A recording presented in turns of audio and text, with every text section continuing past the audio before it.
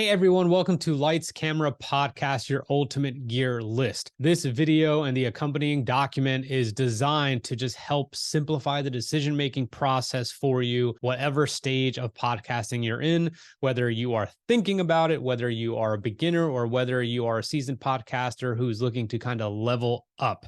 Now, I want to tell you who this video is probably for besides just podcasters.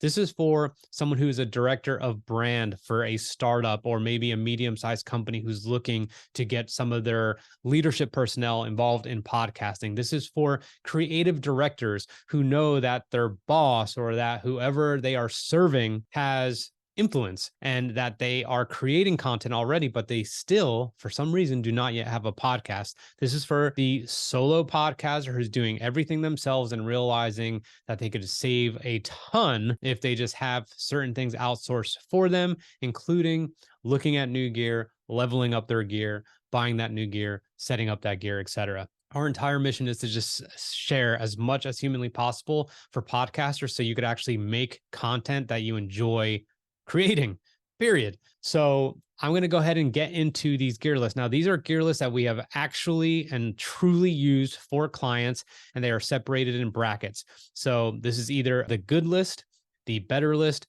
or the best list for you. And those were broken out on price ranges when you got in touch with us. Now, look, I need to make a huge disclaimer here. We produce some of the world's top podcasts, but we are not techs. Okay. We are not a tech channel. We are not a tech group. We are not a tech company. We are not going to be talking about pixels or decibel ranges or anything like that. We're going to be talking about getting you the gear you need so you could show up clear, so you could look clear and eventually get a workflow that is going to help you just streamline the podcast process for you. So if that's what you want, you're probably in the wrong place. This is simply giving you a list of items. Now, at the time of recording this, I'm not an affiliate, but I probably will be just because I've never done that before. So I'm going to go ahead and do a little affiliate marketing, which means I might get a small percentage if you use any of the links that we provide in the document or on this video to purchase any of this equipment. And again, you don't even have to purchase any of this equipment. This is strictly educational and informational. But if you ever want to reference this or use it to level up, like I said, then you absolutely can. The way I like to break this down is to do cameras and support gear for the cameras, lights, microphones, headphones, and then power. That's how we're going to go about it. And we're going to start with cameras. I don't have a lot of these things myself. I have my own setup. So if I got clients other things, maybe it was a camera preference that they wanted, maybe it was a brand they wanted, or maybe it was a budget that they had in mind.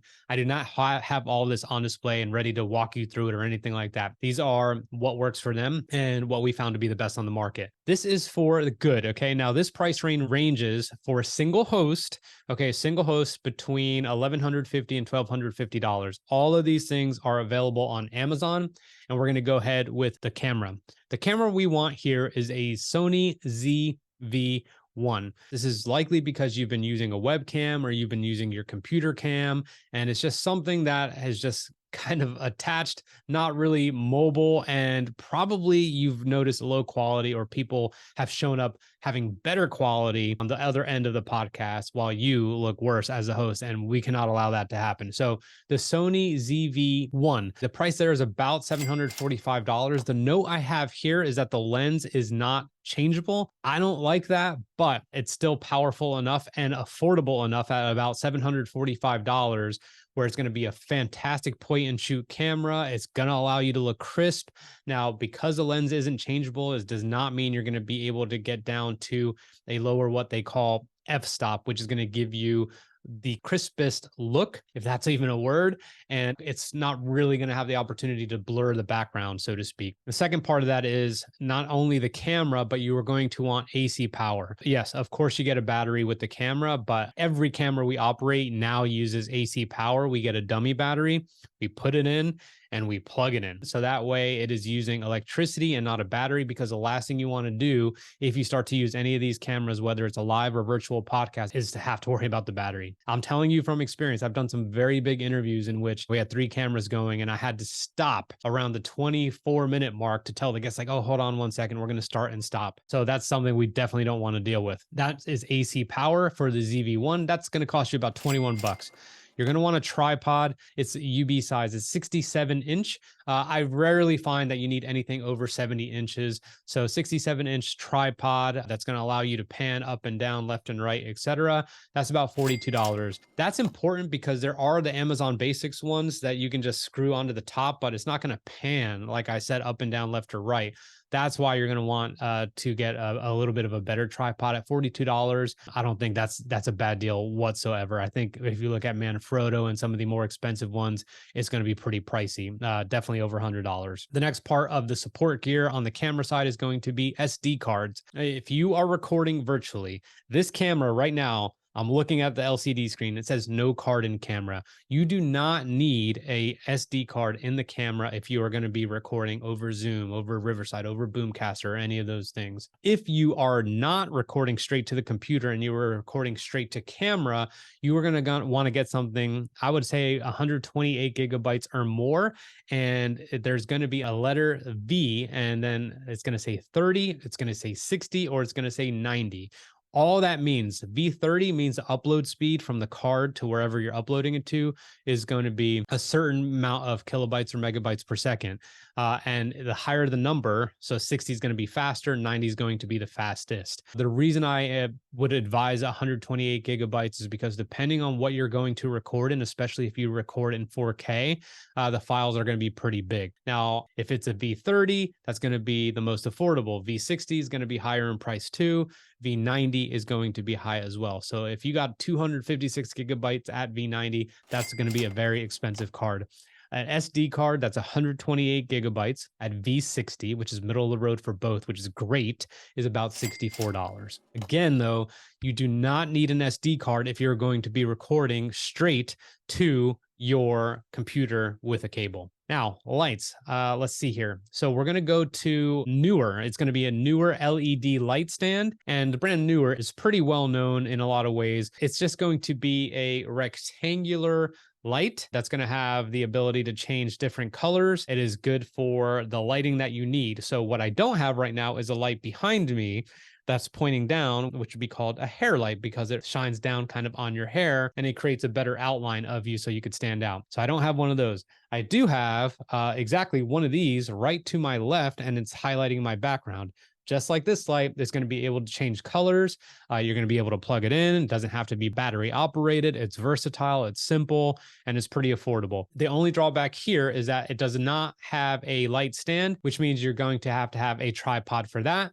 So you could get a simple tripod for that for $27. You could get an Amazon Basics one if you need. Would I recommend more than one light? Absolutely. So I have another light right here as well. That's completely different. That's not in this package, but you would have another light. This is going to be your key light, which is about 45 degrees from you. It could be up, it could be a little bit lower, depending on the shadowing that you want. If you don't want that, you could absolutely use an LED light, the Neewer LED light. Okay. Again, that's $94. We're moving into the microphones now. We've covered the camera and the camera support gear. We've covered the lights.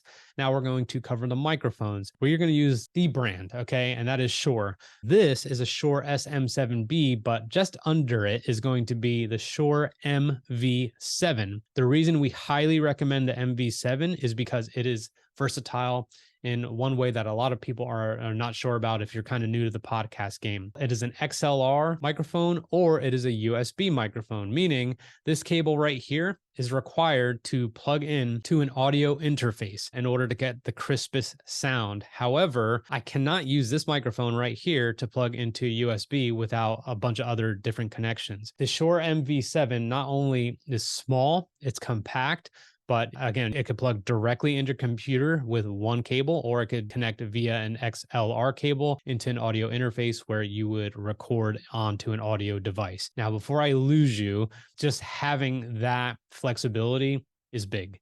Okay, just trust me when I say that it's big to be able to have that flexibility. It sounds good either on an connected to an audio interface, or it sounds fantastic connected to a USB. We have an instructional video on how it operates with the USB cable. If it is plugged into the USB, there's an accompanying desktop app that's going to allow you to create a sound profile that you want, which is kind of rare with any other USB microphones. So this is not only a name brand, it's versatile, it's small, it's compact, and I guarantee you've seen it before. That sits at about $266. And then I found an Innova desktop stand at $17. That's just a desktop stand where, just like this, I could have it right by me. It's going to allow me to not have to use an arm like I'm using right now. And it's just going to be easy to just grab and move anytime I want. I don't have to worry about, folding it up or it bending or moving it around. A desktop stand is pretty simple. Again, this is the good package. We just want to keep things as easy and fluid as possible. Now we'll move into headphones, which they are only if desired. The reason I say that is because a lot of people recommend headphones, and a lot of OG podcasters would say that if you're not using headphones, you're absolutely crazy. I cannot disagree anymore. I've never had problems without headphones. The reason people use headphones is to make sure that they can hear themselves the best and they can hear their guests the best. This plays way more important role if you're doing in-person podcasting, but I'm assuming many of you are not. So they are Sennheiser headphones, who I love. Those are $93. You can find other ones, but these are not only kind of just a very, very widely known brand, but they don't look as bulky and crazy as some of the other headphones out there. So if you desire headphones and you don't have any yet, that's a great place to start. Now we're going to get to the power portion. And here I have a surge protector power strip I got on Amazon. It's 8 outlets plus USB.